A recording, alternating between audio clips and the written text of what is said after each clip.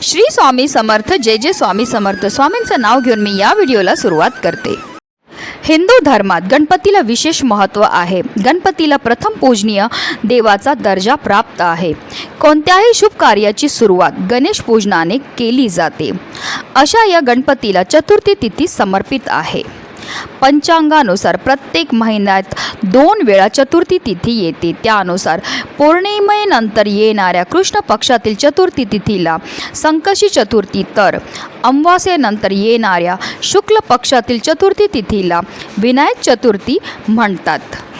आणि आज म्हणजे 9 जुलै रोजी आहे अंगारकी विनायक चतुर्थी. आषाढ महिन्याच्या शुद्ध पक्षातील विनायक चतुर्थीला अंगारक योग जुळून आला आहे. विनायक चतुर्थी मंगळवारी आली की तिला अंगारक योग असलेली चतुर्थी मानतात. अंगारक म्हणजे मंगळ. अंगारकी विनायक चतुर्थी हा योग वारंवार येत नाही. अमंगळ समजल्या जाणाऱ्या मंगळ ग्रहाला ज्या वरद विनायकाने पावन केले, त्या विनायकाने आपलाही उद्धार करावा या हेतूने अंगारकी चतुर्थीचे व्रत हे केले जाते. वर्षभरातील सर्व चतुर्थी व्रत केल्याचे फळ मिळते. शिवाय मंगळ ग्रहाची आणि खुद्द गणपतीचीही आपल्यावर कृपादृष्टी होते आणि आपल्या आयुष्यामध्ये असणारे सर्व विघ्न, सर्व दुःख, सर्व दारिद्र्य हे साक्षात गणपती बाप्पा दूर करतात. आणि म्हणूनच या दिवशी अनेक सेवा आणि उपाय देखील केले जातात. आणि म्हणूनच आपल्याला आज संध्याकाळी घरातून बाहेर ही एक वस्तू फेकायची. ही वस्तू घरातून बाहेर फेकल्यामुळे आपल्या घरामध्ये असणारी जेवढी पण भांडणं आहेत, इडापिड्यात, नकारात्मकता आहेत, दोष आहेत, अडचणी आहेत, तर नष्ट होणारच आहेत. पण आपलं 7 पिढ्यांचं दारिद्र्य नष्ट होऊन आपल्या संपूर्ण घराची भरभरून अशी प्रगती होणार आहे. आपल्या आयुष्यामध्ये सुख, समृद्धी, ऐश्वर हे कायम टिकून राहणार आहे. अतिशय प्रभावी असा हा उपाय, ज्याबद्दल सविस्तर आणि महत्त्वाची अशी माहिती मी तुम्हाला या व्हिडिओमध्ये देणार आहे. तर व्हिडिओ पूर्ण पहा. आणि जर तुम्ही माझ्या चॅनलवर नवीन असतील तर चॅनलला सबस्क्राईब करा आणि शेजारी बेल आयकॉनसुद्धा प्रेस करा, जेणेकरून तुम्हाला माझ्या नवनवीन व्हिडिओचं नोटिफिकेशन हे मिळत राहील आणि तुम्ही एक पण व्हिडिओ मिस करणार नाही. हिंदू धर्मग्रंथांमध्ये विनायक चतुर्थीला वरद विनायक चतुर्थी असे म्हटले जाते, म्हणजेच वरदान देणारी गणेश चतुर्थी असा त्याचा अर्थ होतो. मान्यतानुसार या दिवशी व्रत करणाऱ्या भाविकांच्या मनातल्या प्रत्येक मनोकामना गणपती बाप्पा पूर्ण करतात. त्यात आषाढ विनायक चतुर्थीचे व्रत केल्याने साधकाला ज्ञान आणि संयमाचे विशेष आशीर्वाद प्राप्त होतात आणि या 2 गुणांमुळे व्यक्तीची प्रगती होते. विनायक चतुर्थी व्रताच्या दिवशी 3 शुभ योग तयार होत आहेत: रवी योग, सिद्ध योग आणि सर्वार्थ सिद्ध योग. आणि म्हणूनच या दिवशी आपल्याला आवर्जून व्रत हे करायचं, त्याचबरोबर गणपती बाप्पांची पूजा करायची, सेवा करायची आणि काही विशेष उपायसुद्धा करायचे आहेत. आपल्याला हा उपाय कधी करायचा, तर हा उपाय तुम्ही आज संध्याकाळी 6 वाजल्यापासून 7:30ची जी वेळ असते, ही वेळ माता लक्ष्मीची आगमनाची वेळ असते. आणि त्या वेळेमध्ये जर आपण काही विशेष उपाय केले तर त्यामुळे माता लक्ष्मी ही आपल्या घराकडे आकर्षित होते आणि तिचं अखंड आगमन आपल्या घरामध्ये होत असतं. आता काही कारणास्तव काही कारणा जर ह्या वेळेमध्ये करणं शक्य झालं नाही, तर तुम्ही संध्याकाळी 6 वाजल्यापासून रात्री 12 वाजेपर्यंत कधीही हा उपाय करू शकतात. आता हा उपाय आपल्याला का करायचं, तर जर आपल्या घरामध्ये वारंवार भांडणं होत असतील, कलह होत असतील, आजारपण येत असेल, एकापाठोपाठ एक माणूस आजारी पडला की लगेच दुसरा माणूस आजारी पडतोय, किंवा आपल्या घरामध्ये पैसा तर येतोय पण आलेला पैसा आपल्या घरामध्ये टिकून राहत नसेल, काही ना काही खर्च वाढतच चालला आहे, ज्यामुळे आलेला पैसा पुन्हा खर्चात निघून जात असेल, किंवा आपली मुलं खूप शिकलेली आहेत, मनासारखी नोकरी त्यांना प्राप्त होत नसेल, किंवा मुलं खूप अभ्यास करतात पण त्यांना केलेला अभ्यास लक्षात राहत नाही, बऱ्याचदा मुलांचे विवाह जुळण्यामध्ये समस्या येत असतील, किंवा संतानप्राप्तीमध्ये समस्या येत असतील, तर अशा स्थितीमध्ये तुम्हाला आवर्जून हा प्रभावी उपाय जो आहे तो आज संध्याकाळी करायचा आहे.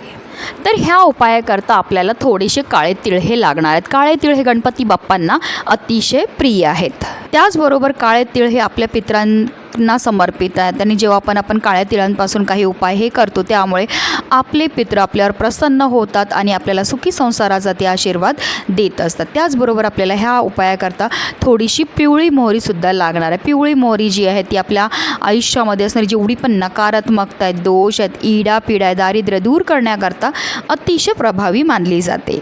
त्याचबरोबर आपल्याला 5 लवंगासुद्धा घ्यायचे. ह्या लवंगा ज्या आपण घेणार त्या व्यवस्थित पाहून घ्यायचे, त्या अखंड असाव्या, तुटलेल्या फुटलेल्या किंवा किडलेल्या नसाव्या.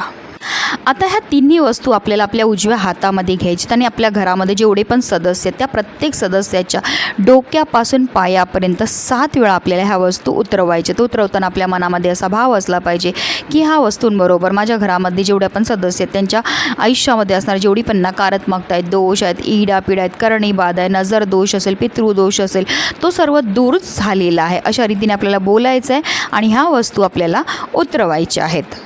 त्याचबरोबर आपल्या संपूर्ण घरामधनं सुद्धा ह्या वस्तू आपल्याला फिरवायच्या आहेत आणि त्यानंतर आपल्याला आपल्या मुख्य प्रवेशद्वारावरनं सुद्धा ह्या वस्तू 7 वेळा उतरवायच्या आहेत. उतरवताना आपल्या मनामध्ये असा भाव असला पाहिजे की ह्या वस्तूंबरोबर माझ्या घरामध्ये असणारी जेवढी पण नकारात्मकता आहे, इडापिडा आहे, करणी बाधा आहे, नजर दोष आहेत, पितृदोष आहे, वास्तुदोष आहे, तो मी दूर केलेला आहे. आणि त्यानंतर आपल्या घरापासून थोडं लांब दक्षिण दिशेला नेऊन आपल्याला ह्या वस्तू फेकून द्यायच्या आहेत.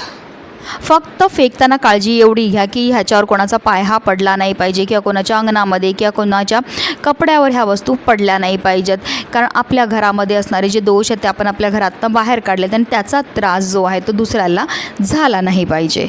अतिशय प्रभावी असा हा उपाय आज संध्याकाळी केल्यामुळे आपल्या घरामध्ये असणारी जेवढी पण नकारात्मकता आहे, इडापिडा आहे, भांडणं आहेत, दारिद्र्य आहेत, दोष आहेत, वास्तुदोष आहे, पितृदोष आहे तर दूर होणारच आहे आणि त्यामुळे आपल्या संपूर्ण कुटुंबाची भरभरून अशी प्रगती होणार आहे.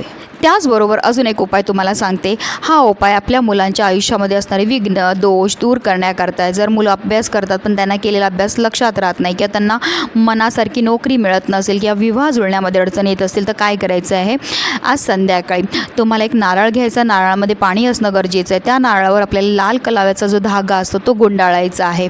तुम्ही विषम संख्येमध्ये गुंडाळायचा आहे, 3, 5, 7 अशा रीतीने आपल्याला तो धागा गुंडाळायचा आणि तो नारळ जो आहे आपल्याला गणपती बाप्पांच्या मंदिरामध्ये घेऊन जायचं आहे आणि आपल्या मुलांच्या आयुष्यामध्ये असणारे जे अडचणी आहेत किंवा त्यांच्या काही इच्छा असतील त्या बोलून आपल्याला गणपती बाप्पांच्या चरणावर हा नारळ अर्पण करायचा आहे. अतिशय प्रभावी असा हा उपाय. जर तुम्ही आजच्या दिवशी हा उपाय केला तर तुमची कठीणातील कठीण इच्छासुद्धा पूर्ण होते.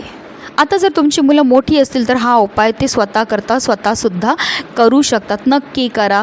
छोटे छोटे उपाय केल्यामुळे आपण जेव्हा मेहनत करतो, कष्ट करतो तेव्हा आपल्या कष्टाला आपल्या नशिबाची साथही मिळायला लागते, ज्यामुळे आपल्याला प्रत्येक क्षेत्रामध्ये भरभरून यश हे प्राप्त होतं. म्हणूनच व्हिडिओ जास्तीत जास्त लोकांपर्यंत शेअर करा, जेणेकरून प्रत्येकाच्या आयुष्याचं कल्याण हो हीच मनामध्ये इच्छा. श्री स्वामी समर्थ.